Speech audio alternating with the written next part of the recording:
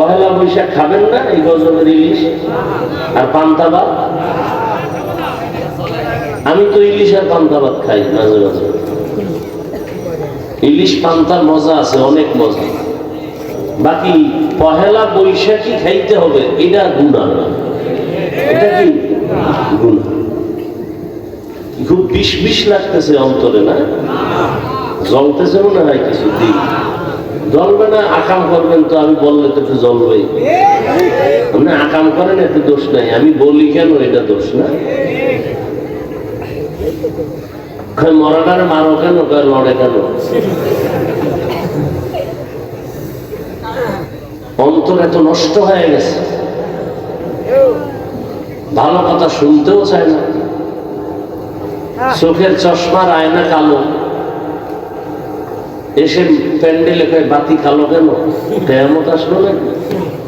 বলে তোর চোখের উপরে কেয়ামত আসছে, মাঠে আসেন। সমস্যা বাতির না চোখে? চোখে। তাবলিগ ভালো, পীর মুরিদি ভালো, কওমি মাদ্রাসা ভালো, আলেম ওলামা ভালো, যারা ভালো বলে না এদের অন্তর খারাপ।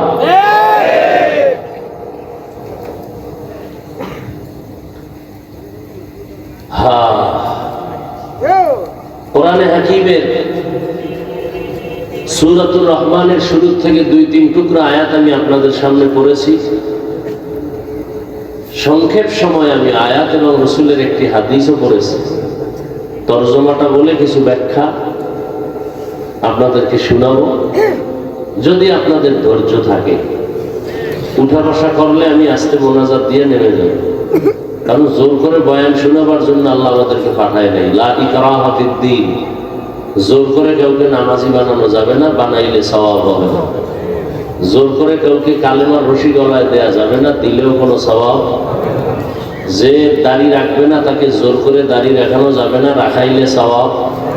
তাহলে কি করা যাবে? শুধু বুঝানো যাবে। এই ওয়াজ মাহফিল শুধু বুঝাইতেছি, এটা করলে লাভ, এটা করলে ক্ষতি, এই বুঝিয়ে দিতেছি। তাবলীগওয়ালা ধরে একই কাজ। তবে ভাষা হয়তো কারোটা একটু নরম, কারোটা গরম মানুষ হিসাবে, সেক্ষেত্রে ক্ষমা চাই। আল্লাহর কাছেও ক্ষমা চাই, আপনাদের কাছেও ক্ষমা চাই। মানুষ হতে পারি না, মানুষ হতে পারলে তো যারা মানুষ হয়েছিলেন এর বয়ান লাগে না। চট্টগ্রামের পটিয়া থানা মেইন কেন্দ্রে একটি মাদ্রাসা আছে, বিশাল বড় জামিয়া ইসলামিয়া পটিয়া মাদ্রাসা। ওই মাদ্রাসার বাণী প্রতিষ্ঠাতা মুফতি আজিজুল হক রহমতুল্লাহ আলাইহি, এরা মানুষ ছিলেন। স্টেজে বসে নাহমাদুহু বললেই পুরো ময়দানের মধ্যে একটা কিয়ামতের আলামত শুরু হয়ে যায়। এরা ছিলেন মানুষ, এদেরকে দেখলেই জাহান্নামী মানুষগুলো জান্নাতের পথে আসার জন্য পাগল হয়ে যায়। আমরা মানুষ হইতে পারি না। বক্তা হয়েছি ঠিক, মাওলানা হয়েছি এটাও ঠিক, মানুষ হতে পারি না। মানুষ বড় ভিন্ন জিনিস। মানুষকে আবার বয়ান করবো কেন? দেখেন, আপনারা মানুষ, মুসলমান, আপনার আমার আল্লাহ এক, নবী এক, কোরআন এক, কাবা এক, ধর্ম এক, কালেমা এক, কি না আলাদা? অথচ আমি দাড়ি রাখি, আপনি দাড়ি রাখতেই চান না। আপনিও মুসলমান, আমিও মুসলমান, আপনার আল্লাহ আমার আল্লাহ দুই না এক? তাহলে আপনাকে দাড়ির জন্য আলাদা বয়ান দিতে হবে কেন? টুপির জন্য বয়ান দিতে হবে কেন? সুন্নতের বয়ান দিতে হবে কেন? সুদের বিরুদ্ধে আপনাকে বুঝাতে হবে কেন? ঘুষের বিরুদ্ধে আপনাকে বয়ান করে বুঝাতে হবে কেন? ওই যে একটু আগে বলছি, আসলে মানুষ হতে পারে না। যেই বয়ান আলেম ওলামারা, তাবলীগওয়ালারা, পীর সাহেবরা জুমার বয়ানে যেই পরিমাণ আপনাদের বয়ান করে, এর 1000 ভাগের 1 ভাগ বয়ান খালি হিন্দুদের করলে ওরা সব মদিনার আশেক হয়ে যায়। আর আপনি বয়ান শোনার পরে বিড়ি মোনাজাত দিয়ে গেছে, বিড়ি টানতে টানতে যাইতেছে। এরকম আছে না? নিমো খারাপ কি বয়ান শুনলো? মোনাজাত দেওয়ার পরেই বিড়ি, তা মোনাজাতে বোধহয় বিড়ি চাইছে। সুদের টাকায় ব্যবসা, বাহাদুরির ভাব। খায় হারাম, করে মায়ের আপন গর্ভধারিণী মায়ের সাথে জিনার গুনাহ, বাহাদুরি করে। যারা সুদের সাথে জড়িত 24 ঘন্টা কার সাথে জিনার গুনাহ করে? গর্ভধারিণী আপন মায়ের সাথে জিনার গুনাহ। এই কথা বললে সুদখোরের মনে শান্তি না কষ্ট? কিছু কিছু তার সেরারা মনে করবে, হুজুরে আমার চিনল কেমনে, যে বৈশেই যে আমাকে ধরলো। চিন্তা করছে সুদ খাওয়া হালাল না হারাম? যারা সুদের সাথে জড়িত এদের নামাজ কবুল হবে না, রোজা কবুল হবে না, হজ কবুল হবে না, তেলাওয়াত কবুল হবে না, মাদ্রাসা করলে সওয়াব হবে না, মসজিদে দান করলে সওয়াব হবে না, মোনাজাত দিলে কবুল হবে না। আরো শুনবেন, তওবা না করে মরলে চিরস্থায়ী জাহান্নাম। কয়দিনের জন্য জাহান্নাম? এটি লিখে রাখেন, এটি কেউ বলবে না, বলার সাহস নাই, বলতেও পারবে না, কারণ শিয়ালের হাতে মুরগি আমানত। আমি বলে গেলাম, আমি চিন্তা করছি একদিন আসছি, আর জীবনে না আইলাম, আইসি যেহেতু জনমের মতো বলে যাবে। কিন্তু মসজিদে আগামী জুমায় যদি এই বয়ান চলে, সূর্য ডুবার পরই নোটিশ আসবে, ইমাম সাহেব 1 মাসের ছুটি। বলবে কেন?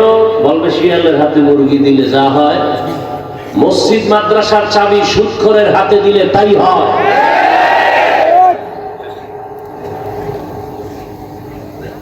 আল্লাহ হেদায়েত দান করুন। সুদখোরের মতো নিকৃষ্ট মানুষ দুনিয়াতে নাই।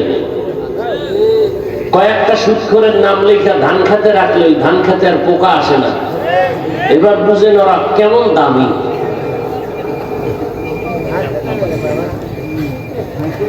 তবে আপনি লিখে দিলে হবে না, ভালো কোনো আমলওয়ালার দ্বারা লেখাই নিতে হবে। আমি তো হাত না পাক, চোখ না পাক, জিহ্বা না পাক, অন্তর না পাক, আপনার কাজ হবে না। রাগ করতেছেন? আরে আমি আপনার এলাকায় থাকবো, এত ভয় কি? ইমাম সাহেব বললে না ভয় আছে যে আগামী জুমায় পরের জুমায় দেখা হইব, একটু লজ্জা। হ্যাঁ, আল্লাহ হেদায়েত দান করুন। আয়াত হাদিসের তরজমাটা বলে নেই। আর রহমান আল্লামাল কুরআন খালাকাল ইনসান আল্লামাহুল বায়ান। কি আপনাদের এই আয়াতগুলো মোটামুটি জানা আছে না? হ্যাঁ, এই আয়াতের বিষয়বস্তু হলো মানুষ কাকে বলে। একটু আগে বলছি না আমরা মানুষ হতে পারি না, এই ব্যাখ্যাটা শুনলে বুঝবে না আসলেই আমরা কুত্তার চেয়েও খারাপ। হিংসা করা এটা কি মানুষের স্বভাব না কুত্তার স্বভাব?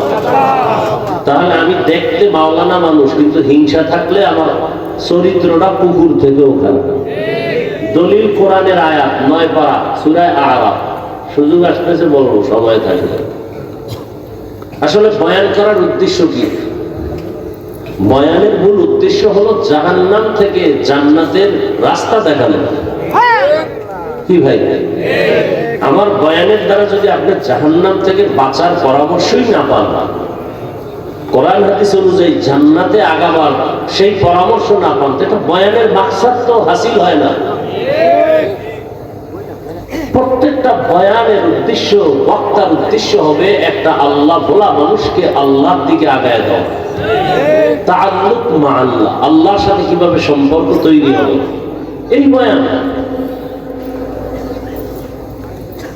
আর বয়ানের দ্বারা যদি আল্লাহর সাথে সম্পর্কের সেই বিশ্বাসটা, সেই অনুভূতিটা না আসে, তো কিসের বয়ান এগুলো? আপনাকে এত বয়ান করে, যে একটু আগে বললাম আমিও মুসলমান, আপনিও মুসলমান, আমি টুপি খুলতে চাই না, আপনি টুপি দিতে চান না, কারণ কি? আপনার আমার আল্লাহ এক, নবী এক, কোরআন এক, কাবা এক, ধর্ম এক, কালেমা এক। আমি দাড়ি কাটতে চাই না, আপনি রাখতে চান না, কারণ কি? আমি বেপরদায় চলতে চাই না, লজ্জা, আপনি বেপরদায় পর্দা করতে চান না, লজ্জা, কারণটা কি? আপনাকে টাকা দিব 500 টাকা, আপনি টুপি করেন, একবার দেবেন তোর টাকা তুই খেয়ে আমার টুপি দিব না, মাথা গরম। আর আমাকে যদি বলে তোমাকে চেয়ারম্যান এমপি বানাবো, তুমি টুপি আর দাড়ি কেটে ফেলো, বলবো পৃথিবী দিয়ে দাও, তারপরে দাড়ি কাটবো না। বিষয়টা কি? বিষয় কি? বিষয় কিচ্ছু না। ধোঁয়ার গন্ধ আসে কেন?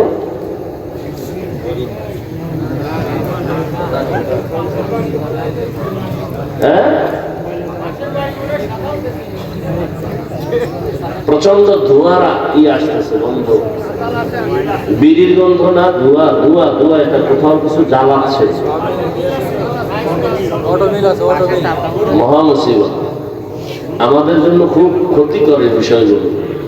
ওই আইসা ঢুকছি রুমে, একেবারে হুজুরে আসবে, একেবারে খুব মহব্বত লাগে, এমন স্প্রে মারছে, 5 মিনিট গামছা দিয়ে নাকটা আটকে আছে। আবে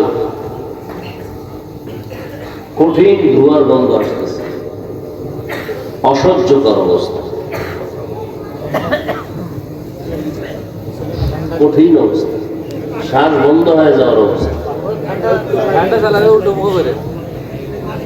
যারা চিন্তা করে যে হুজুরে আসছে যেহেতু একটু টের পেয়ে যাও, আমরা এই সিবার ভিতরে আছি।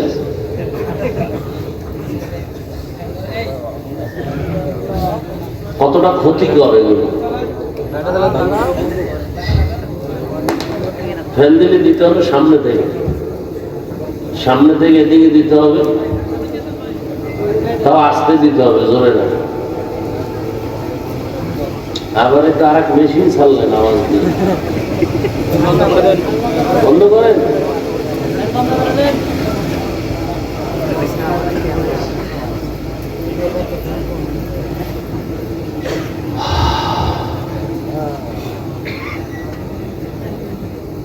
আল্লাহ বলেন আর রহমান, রহমান হলেন তিনি, আল্লামাল কুরআন, কোরআন শিক্ষা দিলেন যিনি, খালাকাল ইনসান, রহমান হলেন তিনি, মানুষ সৃষ্টি করলেন যিনি, আল্লামাহুল বায়ান, রহমান হলেন তিনি, বয়ান শিক্ষা দিলেন যিনি।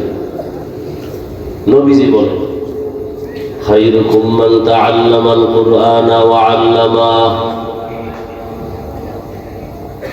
দুনিয়াতে ওই ব্যক্তি বড় দামি, বড় সম্মানিত যে কোরআন শিখে অন্যদের কোরআন শিক্ষা প্রদান করে।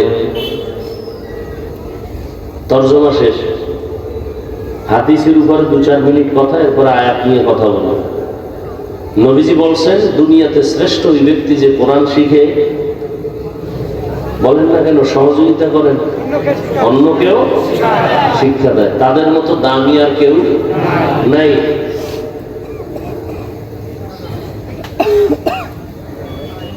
এটার দ্বারা কি মাকসাদ, কি উদ্দেশ্য কি, খুব খেয়াল করুন। যেমন মাদ্রাসায় ওস্তাদ ছাত্রদেরকে ডাইরেক্ট পড়ায়, পড়ো আলিফ বা তা, এটা ডাইরেক্ট কোরআন শিখানো। এই ওস্তাদের যেমন মূল্য, ছাত্রের যেমন শ্রেষ্ঠত্বের মূল্য, ঠিক তেমনি ভাবে যারা কোরআনের ব্যাখ্যা শিখায়, যেমন এখানে কোরআন হাদিসের বয়ান হবে, আপনারা শিখবেন, আমরা 2-4টি কথা বলবো, এটাও ওই হাদিসের মিসদাক অনুযায়ী শ্রেষ্ঠ মজলিস। এ কারণে নবীজি কি বলছেন এই মজলিসটা সম্পর্কে? নবীজি বলেন যারা কোরআন হাদিসের মজলিসে বসবে আর উলামায়ে আহলে হকদের 2টি কথা কোরআন হাদিস থেকে শুনে একটা মাসআলা মুখস্থ করবে, শিখবে, এক মাসআলার বরকতে 100 রাকাত নফল নামাজের সওয়াব পেয়ে যাবে। যদিও মজলিসে অনেকগুলো ইসলামের বিধিবিধান শিখতে পারে, নবীজি বলেন 1000 রাকাত নফল নামাজের সওয়াব পেয়ে যাবে।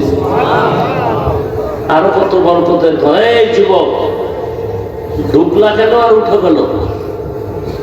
আমাদের ক্ষতি করার জন্যই আল্লাহ তোমাদের দুনিয়ায় পাঠাইছেন। জীবনে উপকার হবে না তোমাদের, হ্যাঁ, এইটাই কাম। শুরু করতে পারলাম না, ব্যারাম শুরু হয়ে গেছে। তাতে বৃষ্টি হয় ভালো ছিল, তুফান তুফান হয়ে যায়, একটু ঘুমাইতাম বাসায়। মানুষের কোনো নিয়ামতের কোনো কদর নেই।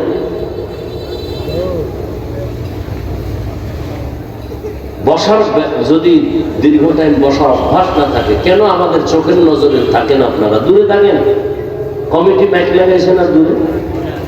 আপনাদের ব্যারামওয়ালাদের জন্যই তো এত দূরে মাইক লাগাই, যে বহু দূরে বসে বিড়ি টানবেন আর রস শুনবেন, ফজর নামাজ না পড়ে ঘুমাবেন, খালাস। আমাদের সামনে আসবেন, বসবেন, আবার ডিস্টার্ব কেন করবেন? অন্যের ক্ষতি কেন করবেন বলেন? কত মানুষ বসে বয়ান শুনতেছে, আপনি উঠে গিয়ে কতটা ডিস্টার্ব করেন?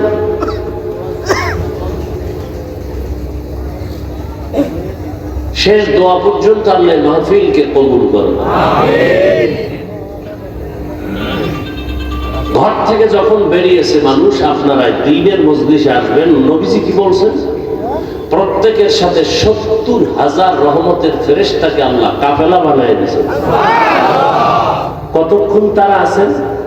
ঘর পর্যন্ত পৌঁছা পর্যন্ত এরা কি করবে? এরা শুধুই আপনাদের আমাদের জন্য আল্লাহর কাছে মাগফিরাত চাইবেন, আমাদের গুনাহ মাফ চাইবেন। শুধু কি তাই?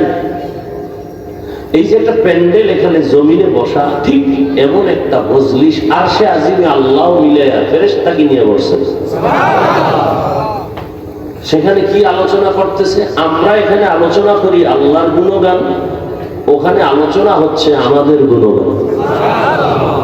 আল্লাহ বলতেছেন এই মানুষগুলো বসলো কেন? অনেক বড় হাদিস। কেন আছে এরা? টাকা চায় না, বাড়ি না, গাড়ি না, কেন? আল্লাহ আপনাকে চায়, আর জান্নাত চায়, আর জাহান্নাম থেকে মুক্তি চায়। নবীজি বলেন, আল্লাহ জিজ্ঞাসা করেন ফেরেশতারা আমাকে দেখছে না? যদি দেখতো আল্লাহ তো কলিজা ফেটে আপনার জন্য পাগল হয়ে মরে যাইত। আমার জান্নাত দেখছে? কয় না। যদি দেখতো? দেখলে তো পাগল হয় সারা জীবন জান্নাতের দিকে দৌড়াতো। জাহান্নাম দেখছে বলে না। যদি দেখতো? জীবন দিয়ে হলো জাহান্নাম থেকে ভাগার চেষ্টা করা। আল্লাহ বলেন, তোমরা যেহেতু সাক্ষী দিলা, এবার তোমরা সাক্ষী থাকো। আমি বলতেছি এরা এখানে আসা মাত্র আমি সবার জীবনের সব গুনাহ মাফ করে দেব। কিছু লোক তো অশুনতে আসে না, তামসা দেখতে আসছে।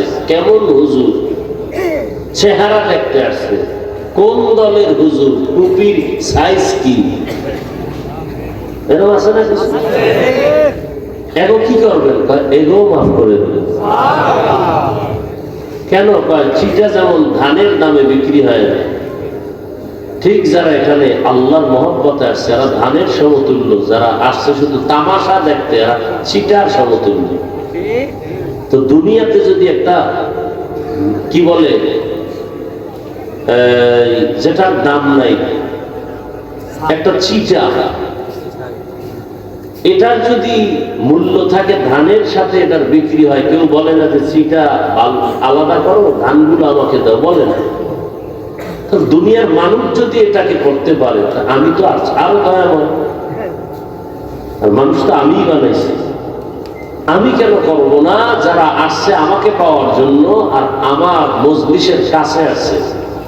একটা লোক আতরের দোকানের পাশে দাঁড়ানো, দাঁড়ায় ঘেরান পাইতেছে মজা, আর একজনে কিনা পকেটে নিতেছে।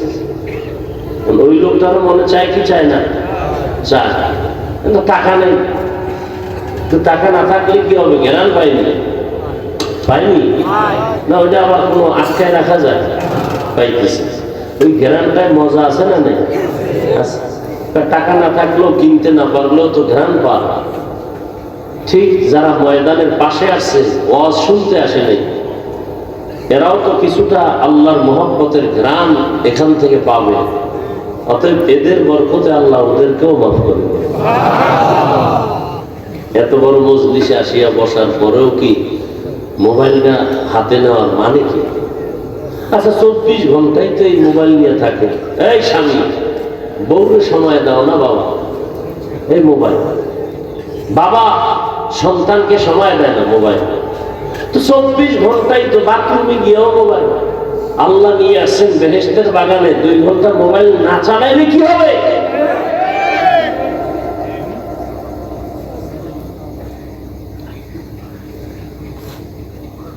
সবসময় তো মোবাইল নিয়ে থাকে। বেহেশতের বাগানে 1-1.5 ঘন্টা মোবাইল হাতে না আনলে কি হবে, কি গতি হবে বলেন?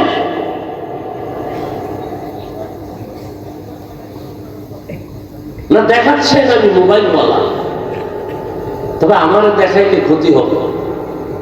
বয়ানের পরে দেখবেন জিনেরা মোবাইল নিয়ে গেছে, বহু জিন এখানে আছে মোবাইল নেওয়ার জন্য।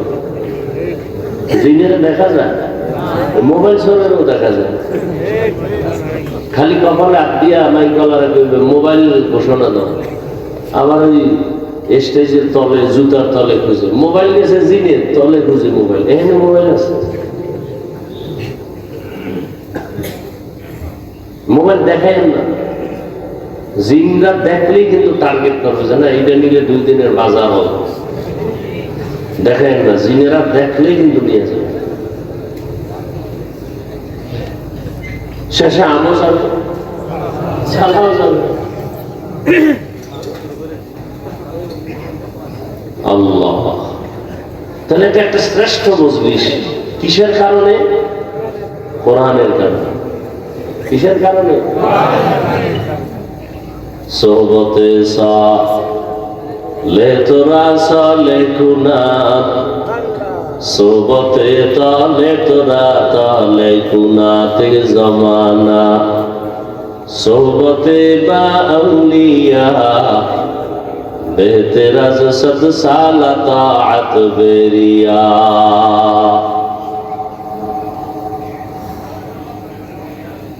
কোরআনের বরকতে এত সম্মান, কোন একজন আহলে হক উলামায়ে কেরামের কেউ দামি কোন বুজুর্গ, তাহাজ্জুদওয়ালা কোন আলেম কোন এলাকা দিয়ে যদি হেঁটে যায়, কোরআনের বরকতে আলেমের কারণে ওই এলাকার কবরের আযাব আল্লাহ মাফ করে দেন।